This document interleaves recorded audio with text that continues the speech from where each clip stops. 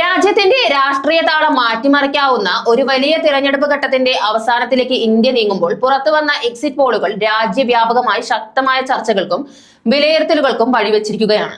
അധികാര തുടർച്ചയോ അതോ അധികാര മാറ്റമോ എന്താണ് ജനവിധി സൂചിപ്പിക്കുന്നത് എന്നത് വ്യക്തമാക്കാൻ ഇനി മണിക്കൂറുകൾ മാത്രം ബാക്കി നിൽക്കുമ്പോൾ വിവിധ ഏജൻസികളുടെ കണക്കുകൾ ചേർത്ത് നോക്കുമ്പോൾ പല സംസ്ഥാനങ്ങളിലും രാഷ്ട്രീയ ഭൂപടം തന്നെ മാറാൻ സാധ്യതയുണ്ടെന്നാണ് സൂചന. ഈ പശ്ചാത്തലത്തിൽ ആദ്യ ശ്രദ്ധ കേരളത്തിലേക്ക് തിരിയുന്നു.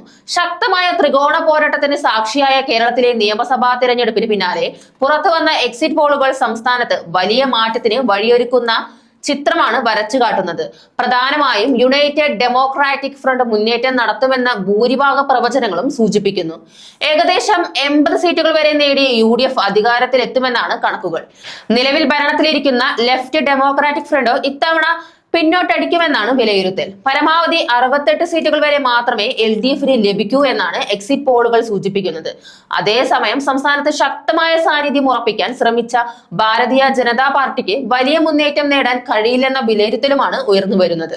0 മുതൽ 3 വരെ സീറ്റുകൾ മാത്രമേ ലഭിക്കൂ എന്ന പ്രവചനങ്ങളാണ് കൂടുതലും.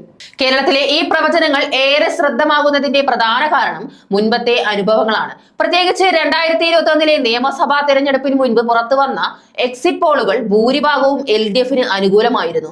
പിന്നീട് അത് യഥാർത്ഥ ഫലത്തോട് പൊരുത്തപ്പെട്ടതും ശ്രദ്ധേയമാണ്.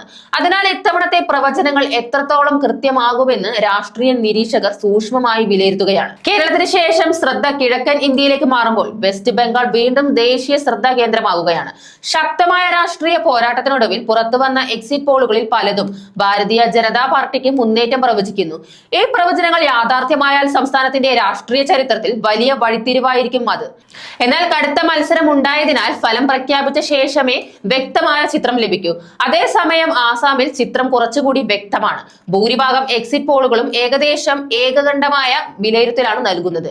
ഇവിടെ ഭാരതീയ ജനതാ പാർട്ടിക്ക് വ്യക്തമായ മേൽക്കൈ ഉണ്ടാകുമെന്നും നിലവിലെ ഭരണകൂടം തുടരുമെന്നാണ് പ്രവചനങ്ങൾ സൂചിപ്പിക്കുന്നത്. ഇത് BJPക്ക് കിഴക്കൻ മേഖലയിൽ ശക്തമായ പിടുത്തം തുടരാൻ സഹായിക്കുമെന്നാണ് വിലയിരുത്തൽ. ദക്ഷിണേന്ത്യയിലെ മറ്റൊരു പ്രധാന രാഷ്ട്രീയ കേന്ദ്രമായ തമിഴ്നാട്ടിലും എക്സിറ്റ് പോളുകൾ വ്യക്തമായ സന്ദേശമാണ് നൽകുന്നത്. ഇവിടെ വീണ്ടും അധികാരം പിടിക്കാനുള്ള സാധ്യത DMKക്ക് സഖ്യത്തിനാണെന്ന് ഭൂരിഭാഗം പ്രവചനങ്ങളും വ്യക്തമാക്കുന്നത്. ഭരണത്തിൽ തുടർച്ച ഉറപ്പാക്കാൻ DMKക്ക് അനുകൂലമായ അന്തരീക്ഷമാണ് നിലവിലുള്ളതെന്നാണ് വിലയിരുത്തൽ.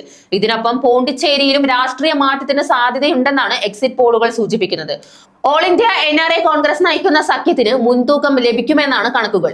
ഇതിലൂടെ ഇവിടെ അധികാര മാറ്റത്തിന് വാതിൽ തുറക്കപ്പെടാം. എന്നിരുന്നാലും എക്സിറ്റ് പോളുകൾ ഒരിക്കലും അന്തിമ ഫലമല്ല എന്നത് വീണ്ടും ഓർമ്മിപ്പിക്കേണ്ടതുണ്ട്. വോട്ടെടുപ്പ് പൂർത്തിയായതിനു ശേഷം ലഭിക്കുന്ന പ്രാഥമിക സൂചനകളാണ് എക്സിറ്റ് പോളുകൾ. പലപ്പോഴും അവ യഥാർത്ഥ ഫലങ്ങളുമായി പൊരുത്തപ്പെടുന്നുണ്ടെങ്കിലും ചില അവസരങ്ങളിൽ വലിയ വ്യത്യാസങ്ങളും സംഭവിച്ചിട്ടുണ്ട്. അതിനാൽ രാജ്യത്തിന്റെ വിവിധ ഭാഗങ്ങളിൽ നിന്നുള്ള ഈ പ്രവചനങ്ങൾ യഥാർത്ഥത്തിൽ എന്ത് രാഷ്ട്രീയ ചിത്രം സൃഷ്ടിക്കുമെന്നത് അറിയാൻ ഇനി എല്ലാവരും കാത്തിരിക്കുകയാണ്. അധികാരത്തിന്റെ ചക്രം തിരിയുമോ അതോ തുടർച്ചയാണോ ജനങ്ങൾ തിരഞ്ഞെടുത്തിരിക്കുന്നത്? ഈ ചോദ്യങ്ങൾക്കുള്ള മറുപടി വോട്ടെണ്ണൽ ദിനത്തിൽ വ്യക്തമാകും.